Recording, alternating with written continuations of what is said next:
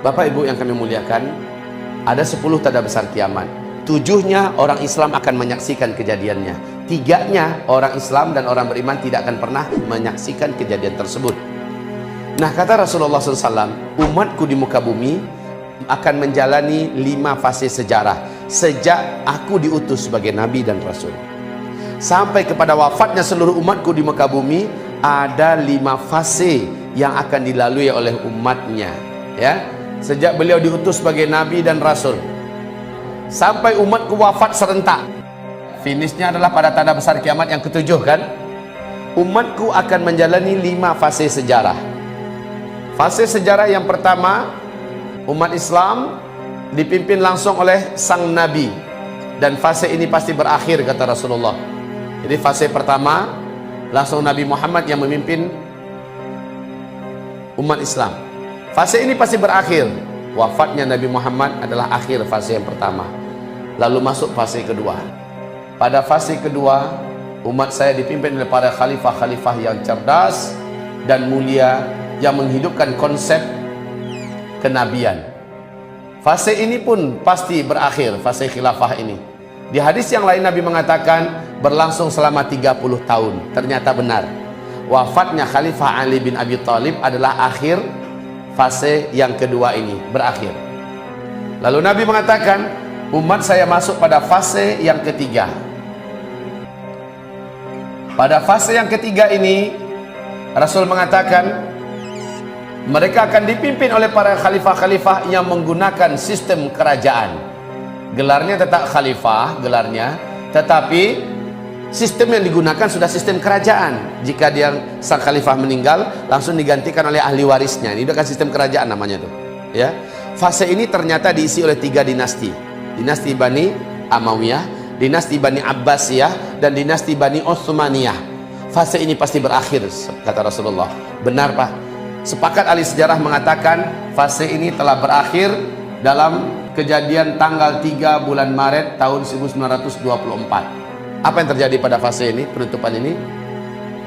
Runtuhnya Khilafah Islamiyah Al-Utsmani, Utsmaniyah di Turki, oleh Mustafa Kemal Pasha. Jangan Ataturk, Pak. Kalau Ataturk itu adalah gelar kehormatan dari bahasa Turki untuk pahlawan besar, pahlawan agung. Itu penghancur khilafah itu apa, pahlawan besar dia. Makanya sudahlah, Mustafa Kemal Pasha Al-Mal'un, cocok ya. Baik kaum muslimin, fase ketiga telah selesai. Kita sekarang sedang ada di fase keempat, dan fase ini tidak lama. Pada fase keempat, ternyata di penghujungnya, disinilah urut-urutan tanda besar kiamat yang pertama, kedua, ketiga, keempat terjadi. Fase di mana kita hidup sekarang, dan fase ini tidak lama. Oke, kaum muslimin yang kami muliakan, ini fase keempat. Nabi mengistilahkan fase ini dengan sebutan fase kediktatoran. Ciri khas fase ini adalah umat Islam tidak dipimpin oleh seorang khalifah pun. Jadi ISIS yang ada di Irak mengumumkan sebagai khalifah Islamiyah tidak pada tempatnya. Inilah fase keempat, tidak ada khilafah Islamiyah. Khilafah Islamiyah ada pada fase kelima, yaitu fase masa-masa aman. Nah, ini ya. Fase masa-masa aman, ini baru khilafah Islamiyah. Sekarang belum. Sekaranglah fase-fase fitnah, di mana umat Islam jadi pecundang. Islam diserang siang dan malam, dilumpuh, dilemahkan. Dan berislam pada masa ini sangatlah berat. Kaum muslimin yang kami muliakan, pada fase ini sekali lagi kita akan menemukan 4 tanda besar kiamat. Oke, nah saya beritahukan kepada Bapak Ibu, ini adalah fase yang kelima, fase khilafah kembali membungkus bumi. CIA, intelijen Amerika Serikat, di New York Times, mereka mengumumkan bahwa sesungguhnya menurut prediksi mereka, dunia akan kembali digenggam dan dipimpin kembali oleh khilafah Islamiyah. Dan startnya, kata mereka ya, 2020.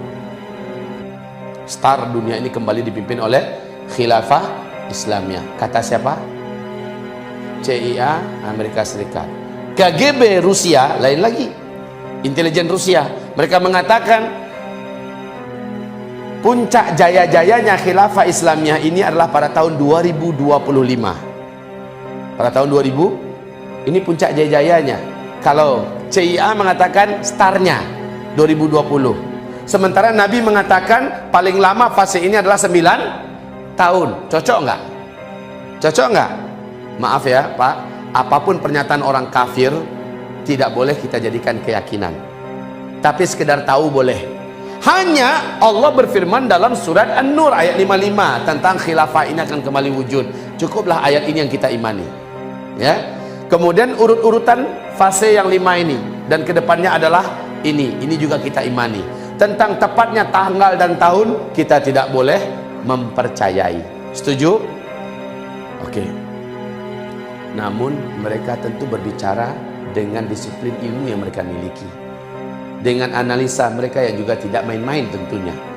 Oke, Bapak Ibu, Rasulullah menyebutkan dari sejak beliau diutus sebagai Nabi dan Rasul sampai umat Islam serentak wafat di muka bumi ini, Rasul menyebutkan Allah membagi masa untuk umatku di bumi ini hanya 1 hari saja di sisi Allah.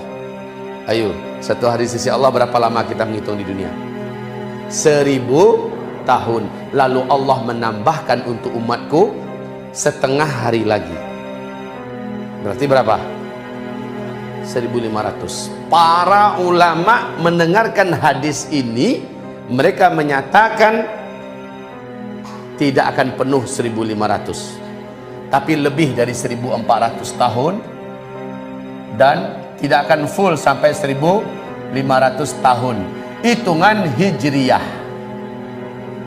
Hitungan Hijriyah. Oke, sekarang yuk kita menghitung. Dan kita ambil full saja dah dulu. Kita ambil 1500 full. Sekarang kita di tahun Hijriah udah berapa? Menghitung umur umat Islam itu bukan sejak Nabi hijrah, tapi sejak beliau diutus sebagai Nabi dan Rasul. Artinya ada 13 tahun di sini yang belum dimasukkan hitungan.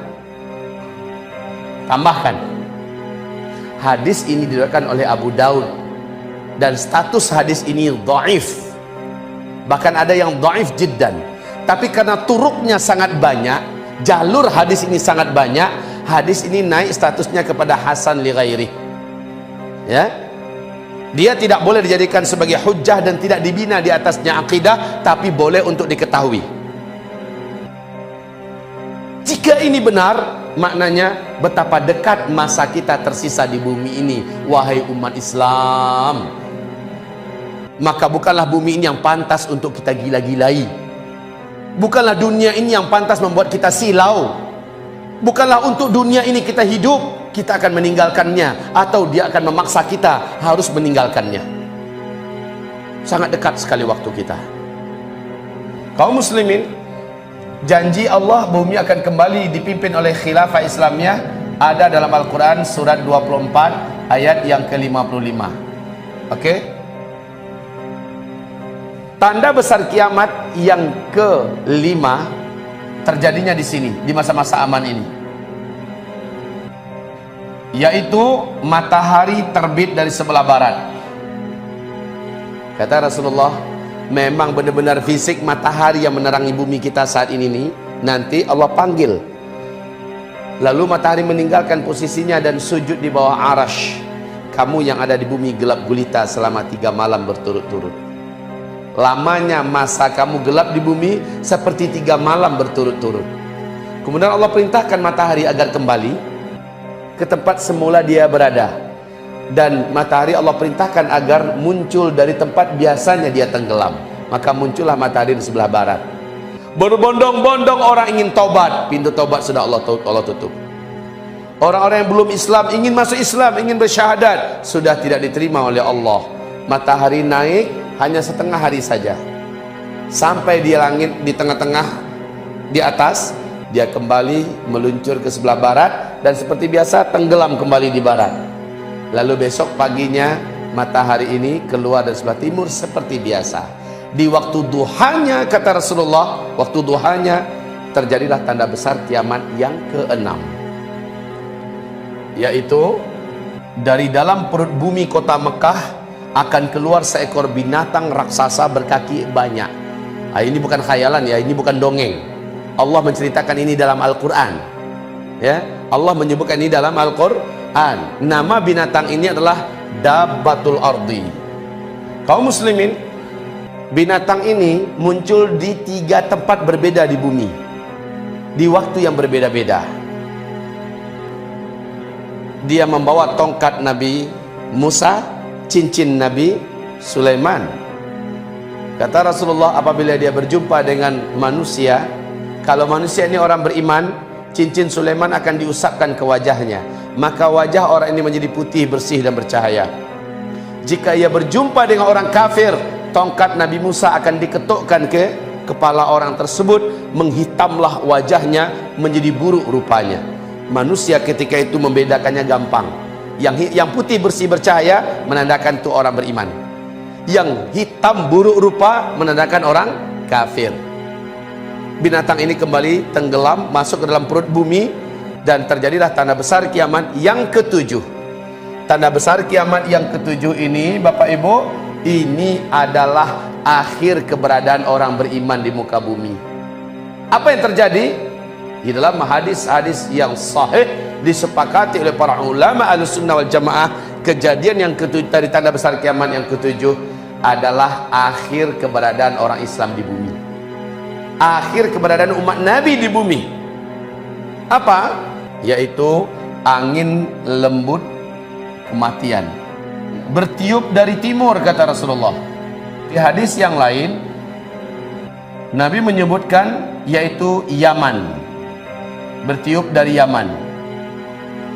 Angin lembut ini segera membungkus bumi, dan sabda Rasulullah, orang yang beriman kepada Allah, walaupun imannya hanya seujung kuku, walaupun imannya kecil, dia terselip di hatinya, dia percaya Allah ada, hanya sekedar itu saja, orang ini pun akan dijemput oleh angin itu, walaupun dia ada di dalam gua, ada di atas gunung dan sebagainya. Ketika angin itu menyentuhnya, terhirup olehnya, dia pun meninggal di situ. Akhirnya satu bumi ini serentak, orang yang kenal dengan Allah meninggal dunia, orang yang beriman kepada Allah meninggal dunia seluruhnya. Maknanya tanda besar kiamat yang ke-8, ke-9, ke-10 tidak ada satupun yang akan kita saksikan. Maknanya kiamat besar, kehancuran alam semesta, kita semua tidak akan pernah menyaksikan. Alhamdulillah. Syaratnya kalau seandainya ketika Dajjal keluar kita mampu mempertahankan iman kita, maka positif kita akan meninggal pada tanda besar kiamat yang ke-7. Tapi kalau Dajjal keluar kita sujud menyembahnya, sampai mati pun orang ini tidak akan pernah lagi beriman pada Allah. Ini masalahnya Bapak Ibu. Makanya kemunculan Dajjal dianggap fitnah terberat dan terbesar selama bumi ini terkembang.